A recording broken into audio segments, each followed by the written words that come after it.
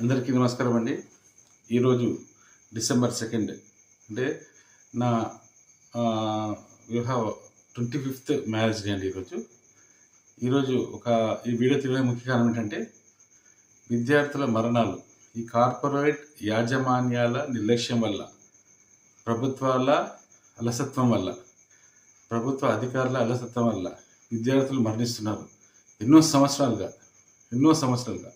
Corporate mafia విద్యా సంస్థల యాజమాన్యాల నిర్లక్ష్యం వల్ల.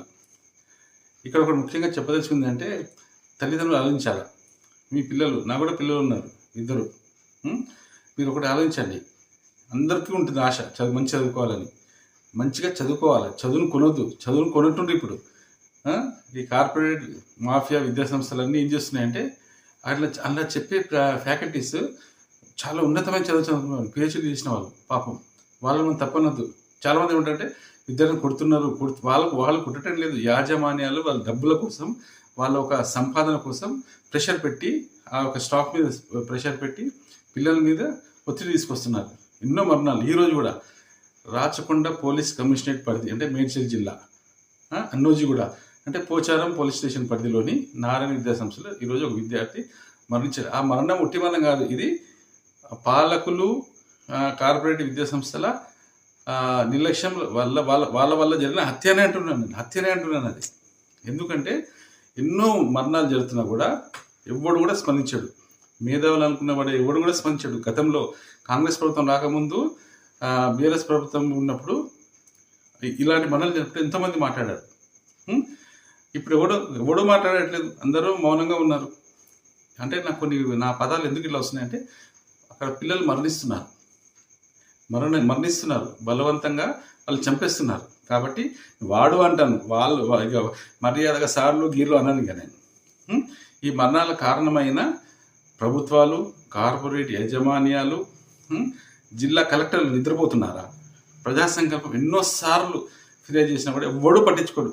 అటు కలెక్టర్లు పట్టించుకోలేదు, పోలీసు అధికారులు పట్టించుకోలేదు, విద్యాశాఖ అధికారులు పట్టించుకోలేదు, ముఖ్యమంత్రి పట్టించుకోడు, విద్యాశాఖ మంత్రి కూడా పట్టించుకోడు.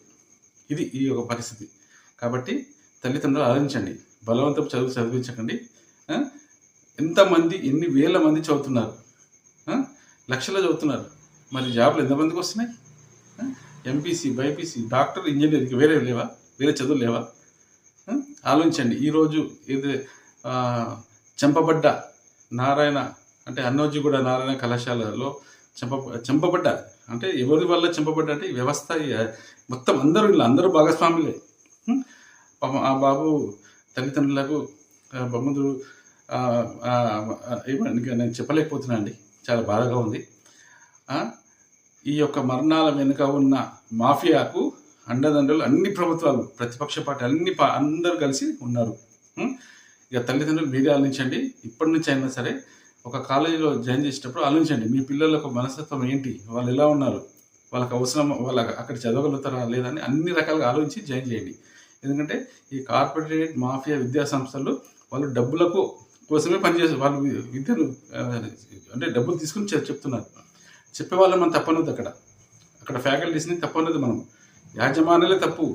ఎవరిని కేసు పెట్టింది ఇప్పటికీ ఎవరిని యాజమాన్యాల మీద అమ్ముడుపోతున్నారు. ప్రభుత్వాలు అమ్ముడుపోతున్నాయి, ప్రతిపక్ష పార్టీ అమ్ముడుపోతున్నాయి, అందరూ ప్రతి ఒక్కరు అమ్ముడుపోతున్నారు, ఛాలెంజ్ చేస్తున్నాను. ఈరోజు ఆ బాబు మరణం చాలా బాధ వేసింది కాబట్టి ఈ వీడియో తీస్తున్నాను.